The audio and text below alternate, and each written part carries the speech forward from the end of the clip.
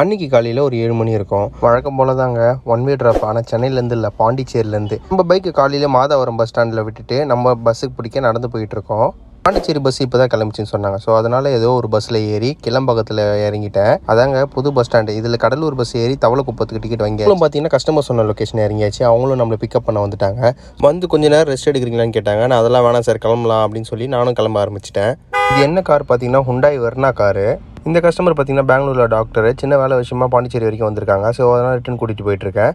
பாண்டிச்சேரியை cross பண்ணியாச்சு. எந்த ரூட்டில் போயிட்டுருக்குன்னு பார்த்தீங்கன்னா செஞ்சி, திருவண்ணாமலை அந்த ரூட்டில் போயிட்டுருக்கேன். அந்த வேலை அண்ணாமலையாருக்கு ஒரு நமஸ்காரம் பண்ணிட்டோம். இப்போல்லாம் பார்த்தீங்கன்னா எல்லா நாளும் கிரிவலம் சுற்றுறாங்க. அது என்னன்னே தெரியல. உங்களுக்கு தெரிஞ்சால் கமெண்ட் பண்ணுங்கள், நானும் தெரிஞ்சுக்கிறேன். பெங்களூரும் கிட்டத்தட்ட ரீச் பண்ணிட்டோம். ஈவினிங் 7 மணி ஆயிடுச்சு. நானும் பார்த்தீங்கன்னா கஸ்டமர் லொக்கேஷன் கிட்டத்தட்ட ரீச் பண்ணிட்டேன். ஒரு நல்ல ஸ்பாட் இருக்குன்னு சொல்லி நைட் டின்னர் அங்கேயே முடிச்சிடலாம் சொல்லி கஸ்டமர் அங்கே கூட்டிட்டு போயிட்டாரு. பெங்களூர் ஸ்பெஷலான தொன்ன பிரியாணி தான் வாங்கியிருந்தோம். உண்மையிலே சாப்பிட்றதுக்கு சக்கத்தாக இருந்துச்சு.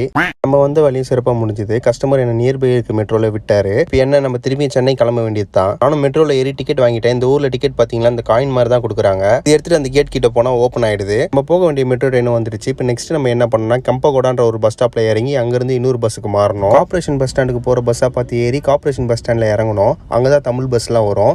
நெக்ஸ்ட் பார்த்தீங்கன்னா ஓசூரில் போய் இறங்கணும். ஓசூர் பஸ் ஸ்டாண்ட்லேருந்து பார்த்தீங்கன்னா கோயம்பேடுக்கே பஸ் இருக்கும். கோயம்பேடு வரதுக்கே மார்னிங் ஆயிடுச்சு. கோயம்பேடு பஸ் ஸ்டாப்ல இறங்கி மாதாவரத்துக்கு ஒரு பஸ் டிக்கெட் வாங்கி மாதாவரம் பஸ் ஸ்டாண்டு வந்தாச்சு. பைக் எடுத்துட்டு வீட்டுக்கு போயிட்டேன். டாடா பாய்.